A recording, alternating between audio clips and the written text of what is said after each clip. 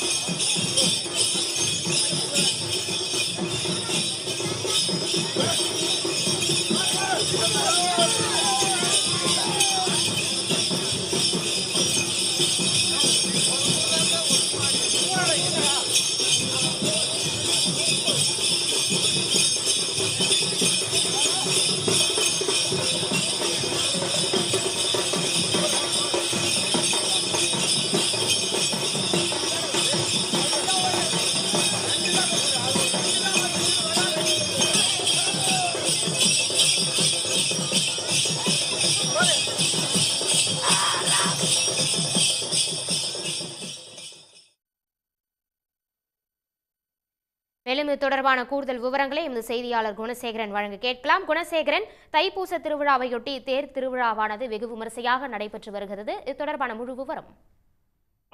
நிச்சயமாக தமிழ் கடவுளாக போற்றப்படக்கூடிய முருகப்பெருமான் ஆலயங்களில் தைப்பூச திருவிழா என்பது விமரிசையாக நடைபெற்று வருகிறது. இதன் ஒரு பகுதியாகத்தான் ஈரோடு மாவட்டத்தில் பிரசித்தி பெற்ற தலமாக கருதப்படக்கூடிய கந்த சஷ்டி கவசம் பாடப்பெற்ற அரங்கேற்றம் செய்யப்பட்ட திருத்தலமாக கருதக்கூடிய சென்னிமலை சுப்பிரமணிய சுவாமி திருக்கோவிலிலும் தைப்பூச திருவிழா கோலாகலமாக நடைபெற்று வருகிறது. கடந்த 18ஆம் தேதி கொடியேற்றத்துடன் தொடங்கிய இந்த விழாவினுடைய மிக முக்கிய நிகழ்வாக நேற்று திருக்கல்யாண நிகழ்ச்சி நடைபெற்றது. கைலாசநாதர் மலையடிவாரத்தில் உள்ள கைலாசநாதர் கோவிலில் முத்துக்குமாரசாமி வள்ளி தெய்வானையுடைய திருக்கல்யாண நிகழ்ச்சி நடைபெற்றது. அதனைத் தொடர்ந்துதான் இன்று தைப்பூசத்தினுடைய தேரோட்டம் என்பது இன்று காலை நடைபெற்றது.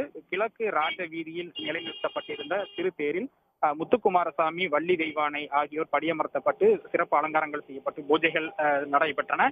அதனைத் தொடர்ந்து ஆயிரக்கணக்கான பக்தர்கள் வடம் பிடித்து இழுத்து அரோகரா என்ற பக்தி முழக்கத்துடன் தேரை வடம் பிடித்து இழுத்து சென்றனர். தெற்கு ராஜவீதி வழியாக வந்த அந்த தேரானது தற்பொழுது தெற்கு ராஜவீதியில் நிறுத்தப்பட்டிருக்கின்றது.